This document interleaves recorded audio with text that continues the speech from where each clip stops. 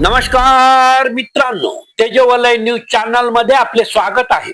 वर्धा जिल्ह्याच्या आर्वी पंचायत समिती अंतर्गत येत असलेल्या धनोडी नानपूर येथे शिक्षण विभागाचे वाभाडे काढणारी संतापजनक घटना घडली आहे।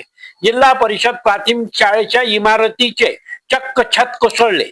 रात्रीच्या वेळी ही घटना घडल्यामुळे कोणतीही दुर्घटना झाली नाही, ही एक समाधानाची बाब असली तरी जर शाळेच्या वेळी ही घटना घडली असती तर विद्यार्थ्यांचे काय झाले असते याचा विचार न केलेलाच बरा। मुख्याध्यापिका रेखा हिवाळे व प्रभारी सरपंच कोमल कोल्हे मागील 1 वर्षापासून या इमारतीच्या दुरुस्तीची मागणी करत आहे। मात्र शिक्षण विभाग व ग्राम सचिव निधी नसल्याचं सांगून याकडे डोळे झाक करीत असल्याने ते सुद्धा या घटनेला मोठ्या प्रमाणात जबाबदार आहे। आता तर अवघडच झालं। 3 वर्षापूर्वी सरपंच कमल कोल्हे यांच्या पुढाकाराने बांधलेल्या 15 बाय 20 च्या एकाच खोलीत 1 ते 5 वर्गातील विद्यार्थ्यांना शिकविण्याची जबाबदारी शिक्षकांवर आली आहे। अशा अवस्थेत विद्यार्थी अभ्यासाचे धडे कसे गिरवित असतील आणि शिक्षक कसे शिकवित असेल याचा विचार न केलेलाच बरा। एवढेच नाही तर या ठिकाणी विद्यार्थ्यांकरता बाथरूमची सुद्धा सोय नाही। येथील बालवाडीची सुद्धा हीच अवस्था आहे। इमारतीच्या छतामधून चारही बाजूने पावसाचे पाणी वर्ग खोलीमध्ये टपकतात। याशिवाय इमारतीला सुद्धा तडे गेलेले आहे। ग्रामीण भागातील विद्यार्थ्यांना चांगल्या प्रतीचं शिक्षण देण्यात यावं याची जबाबदारी शिक्षण मंत्र्यापासून तर खासदार, आमदार व अधिकाऱ्यांपर्यंत आहे। मात्र याकडे सर्वांचे दुर्लक्ष असल्याचे दिसून येते। पुरेसा निधी दिला जात नाही, चांगल्या वर्ग खोल्या बांधल्या जात नाही, परिणामी ग्रामीण भागातील विद्यार्थी शिक्षणापासून वंचित राहत आहे। ही फार संतापजनक बाब आहे। लगतच्या नानपूर येथील समाजसेवक अरविंद लिल्लोरे याबाबत काय म्हणतात ते ऐका। नमस्कार, माझं नाव अरविंद लिल्लोरे आहे। 11 जुलैला धनोडी नानपूर या शाळेमध्ये जी घटना घडलेली आहे ती खरंच निंदनीय आहे। 11 जुलैला रात्रीच्या वेळेस एका वर्गखोलीचा स्लॅब कोसळून खाली पडला। रात्रीची वेळ असल्यामुळे, शाळा बंद असल्यामुळे कुठलीही अप्रिय घटना घडली नाही। समजा जर शाळेच्या वेळेमध्ये जर ही घटना घडली असती तर काय घडले असते याची कल्पना न केलेली बरी। आता ही जी घटना घडलेली आहे हे एक उदाहरण आहे की महाराष्ट्रातील ग्रामीण भागातील शाळेंची अवस्था व व्यवस्था कशा प्रकारची आहे, एक चांगलं उदाहरण आपल्या समोर आलेलं आहे। या ठिकाणी एकच वर्गखोली आहे आणि या एका वर्गखोलीमध्ये 1 ते 5 वर्ग भरवल्या जाते आणि जी इमारत जी आहे एकदम जीर्ण झालेली आहे।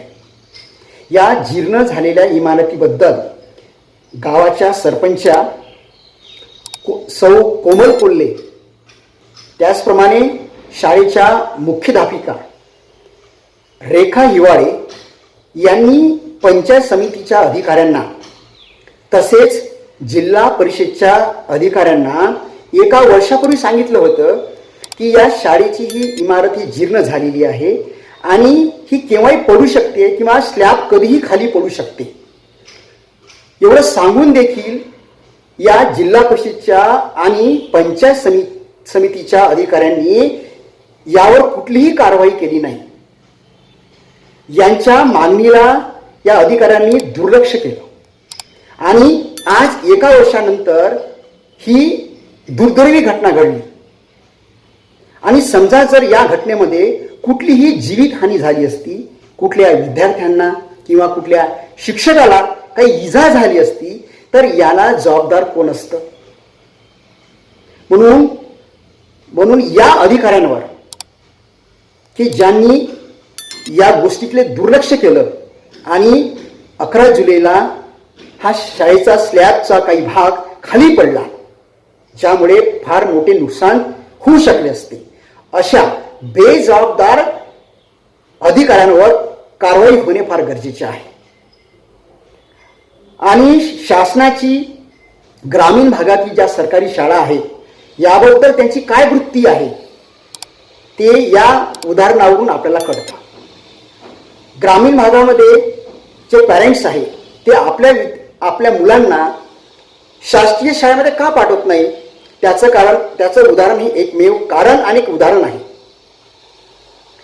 की ज्या शाळेमध्ये एकच वर्गखोली आहे आणि तिची सुद्धा हालत अशा प्रकारची आहे आणि त्या ठिकाणी एकाच खोलीमध्ये 1 ते 5 पर्यंत वर्ग भरवले जातात. अशा शाळेमध्ये कोणतेच आईवडील आपल्या मुलाला पाठवणार नाही.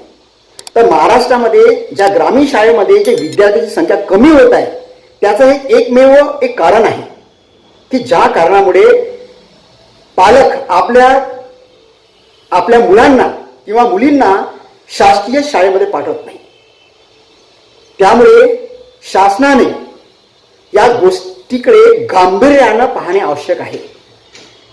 यावर असं होतं की सरकारला किंवा प्रशासनाला या ग्रामीण भागातील ज्या शासकीय शाळा आहेत त्या त्यांना बंदच करायचं आहे. अशा प्रकारची वृत्ती सरकारची या झालेल्या घटनांवरून दिसून येते. माझी या माध्यमातून सरकारला विनंती राहील, विशेषतः आपल्या महाराष्ट्राचे मुख्यमंत्री माननीय देवेंद्रजी फडणवीस साहेबांना, की आपण विशेष करून ग्रामीण भागातील शाळेकडे लक्ष द्यावं. ग्रामीण भागातील शाळा बंद होता कामा नये. कारण ग्रामीण भागातील शाळा जर आपण बंद केल्यात तर ग्रामीण भागाचा विकास होणार नाही आणि जर ग्रामीण भागाचा विकास झाला नाही तर महाराष्ट्राचा विकास होणार नाही, हे मात्र तेवढेच खरे.